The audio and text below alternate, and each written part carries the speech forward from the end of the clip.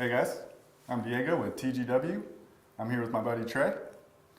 We're out at the Josh Cook Academy today in Wichita, Kansas, working with Wilson staff on their new Wilson D350 irons.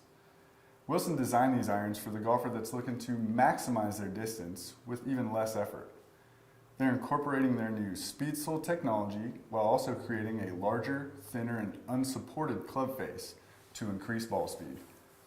To do that, they're using the speed sole technology, which is going to wrap around the club and give you an even thinner bottom line where you're going to get more of a springboard effect on shots that are hit low on the club face. Trey, you had a chance to hit these irons today. Can you give us little thoughts about them? Yeah, well, obviously we're not robots, so we did hit some low on the face, and not on purpose because we're not good enough to do that. But we did see a lot of shots low on the face that performed almost just as well as something hit off the sweet spot. Off the center, yeah. They were incredibly forgiving, and really what we saw was shots low on the face were still launching up in the air, but not spinning too much. They weren't ballooning, which is typically what you would see with a shot low on the face, is something that launches low and spins up higher. But these were still launching high and had a penetrating ball flight. Awesome, yeah, and I think another thing we saw was that we were still getting fairly good spin rates even when we hit them low on the face. Yeah, absolutely.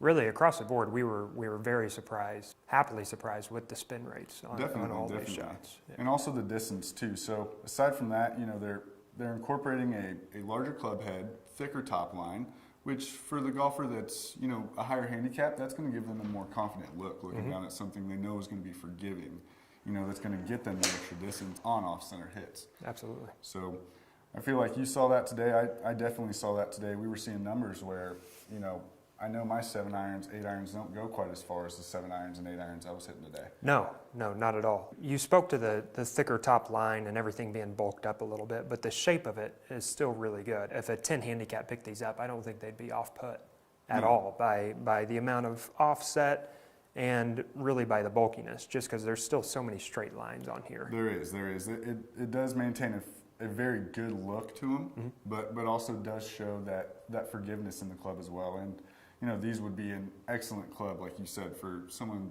maybe at lowest a 10 handicap. You know, the higher handicap golfers are really going to be where these are at. Yeah.